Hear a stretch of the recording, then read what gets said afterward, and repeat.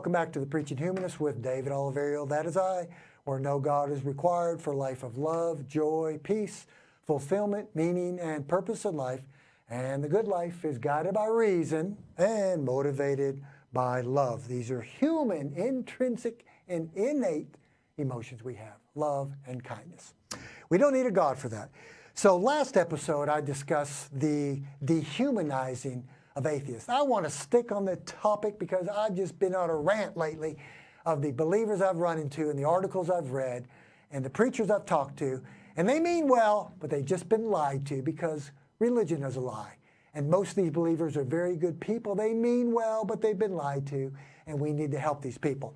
So I want to discuss today more lies about atheists and the encounters I have with believers, especially Christians, and also Muslims and Hindus as well, and some Jews, on how they've been lied to about us.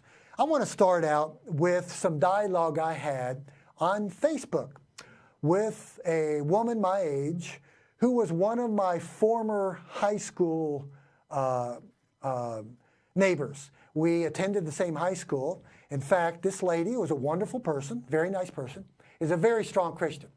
We, back in the 70s, lived on Preacher's Corner. Her father was the local Baptist pastor.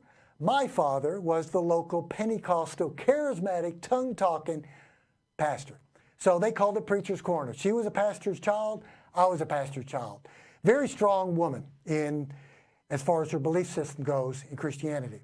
Well, a few weeks ago, she found my YouTube channel on Facebook.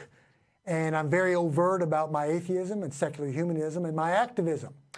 So I'm going to go ahead and read to you, my fellow atheists, secularists out there, and those of you believers that are watching, our little bit of dialogue back and forth. It was friendly dialogue, but I want you to see how she means well. She meant well. But she doesn't understand. She's been lied to. She's believed in a lie. So the lie said about us, she believes. So basically, let me begin with her first comment to me. She said, "Dear David, after I found your YouTube channel on Facebook, I am heartbroken, David, and stunned. What happened to you?" Now, I get this quite often from believers. Those who have known me many years ago, back in the 60s, 70s, and 80s, and now know that I'm an activist for atheism, they tell me this all the time. They're stunned and they're surprised. They're heartbroken. She said, "I'm heartbroken and stunned. What happened to you?" So I replied back and gave her a very nice little message. Well, there's no reason to be heartbroken. There's no reason to be sad. Actually, I've never been happier before as I am now. I'm actually happier now as an atheist than as a young Christian preacher many, many, many years ago. There's no reason to have your heart broken for me or to be stunned. So she went on to say, "Don't let your heart be hardened, and I'm praying grace and mercy for you." So she meant well. So I had to explain to her a little bit what happened to me and how I saw the light of reason and enlightenment and how I let go of religion and God belief. Now, I'm going to go ahead and get to the good stuff now. So she replied later on in her Facebook message to me. She said, quote, "Scrolling through your YouTube videos." So she found my YouTube videos, The Preaching Humanist. "This has brought such grief to my soul." Now, as I explain to believers all the time, I tell them right in their face, and I smile, I say, there's no reason to feel sorry for me. There's no reason to have grief for me. I'm happy. We go out and we feed the homeless. We do wonderful things for people, my atheist friends and I, just like you do. There's no reason to have grief to your soul. And she also said, "I am praying for you." Now, here's the point where I got a little bit upset. There is a condescending nature in believers. Now, if you're a fellow atheist activist and you have conversation and dialogue with believers, some of them do make very condescending remarks. Now, do they do it because they're trying to hurt your feelings or offend you? No. They're actually doing it because this is all they know. They believe with all their heart. And I try to explain to Christians, you don't believe with your heart, you believe with the amygdala in your brain. The heart pumps blood. But they really believe they're doing right. So we have to inform them. So she made a pretty condescending statement. And she said, quote, your happiness. This is after I explained to her about being happy in life, being an atheist. Your happiness is not real. Wow. Precious one. So your happiness is not real, precious one. In fact, I just had that this morning at a church. Andrew and I went to a particular church at Sabbath School and Sunday morning schools at Seventh-day Adventist churches. And one woman told me, David, you say you're happy, but you're really not happy. It's a lie from Satan.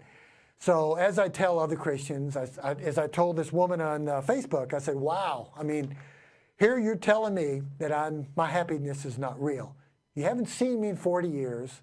You don't even know me, and you're judging me and saying my happiness is not real. So this is what belief in the supernatural can do. You can take a perfectly normal, wonderful person, who this person is. She's a nice woman. I remember her from high school many years ago, over 40-something years ago.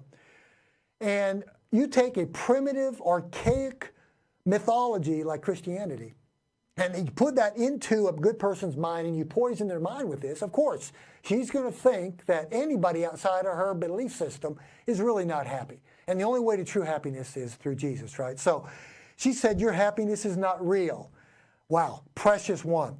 It's a lie from the greatest liars of all. Of course, she's talking about Lucifer, the fallen angel from heaven. So she went on to say, I will pray for you daily. I hear this all the time, as I know others must be doing the same. Of course they are. It's interesting to know how believers try to fix you. You can explain to them your testimony, which I do all the time, and how many of us have progressed in life in kindness and love and happiness and joy in our lives since we let go of God belief. And they continue to want to pray for you. Instead of just saying, hey, just accept me and be thankful that I'm happy. But no, they got to pray for you. I know that No, she said, I know that my Redeemer lives because, now you know I discuss the difference of belief and knowledge.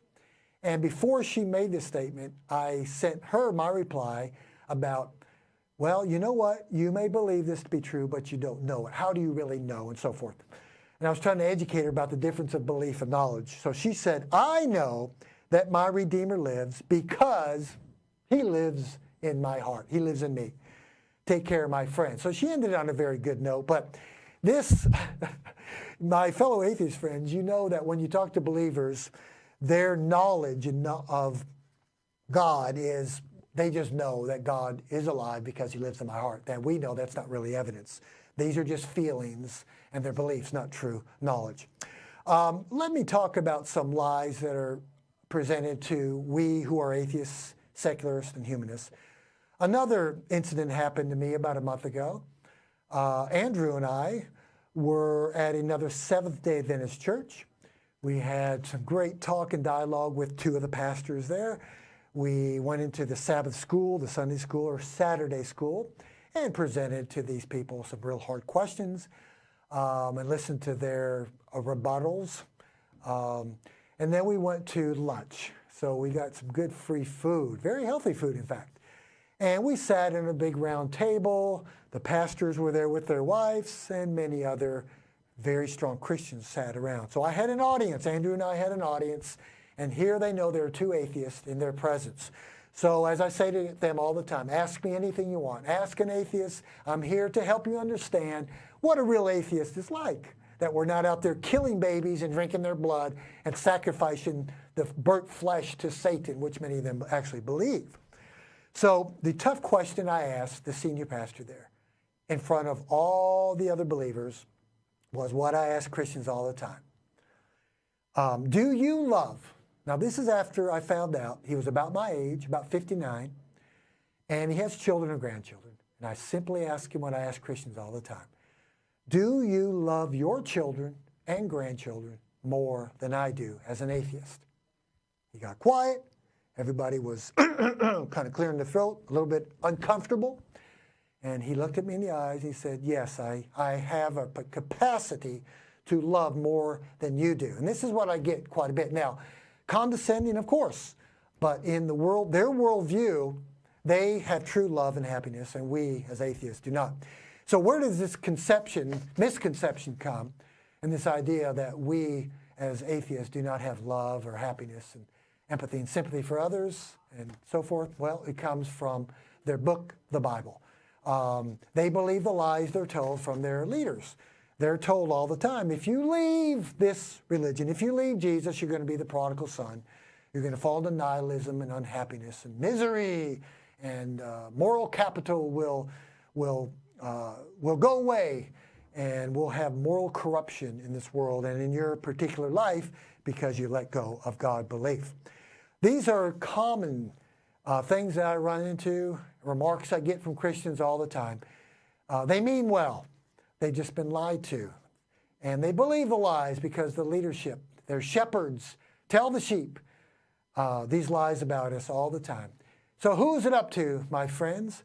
Who is it up to go out and clear these lies up? Are we going to wait for them to hear it from their preachers? That's not going to happen. Are we going to wait for them to hear it from Fox News and Bill O'Reilly and others? That's not going to happen. We need to be the ones to tell them. We need to put that face on of what an atheist is. And when they say things to you, tell them you're an atheist. Tell them you're happy, you're moral, just like they are. They're no better than us. They'll never know unless we tell them. I know I've been talking about atheist evangelism.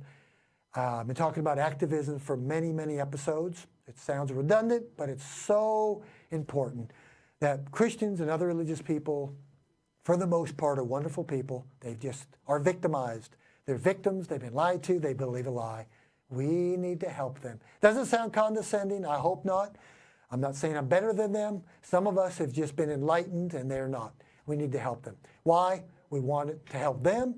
Also, there's selfish reasons too. I want it for me and my grandchildren. We want healthy, loving, rational societies, not driven by theocracies and by people that believe in the supernatural. We want people to think and not depend upon faith in the supernatural. I'm finished with this series. We will discuss other topics coming up in the near future. So have a wonderful day. And thank you for watching the Preaching Humanist with David Oliverio. And if you like it, hit that like button. Subscribe to my channel. Have a good day.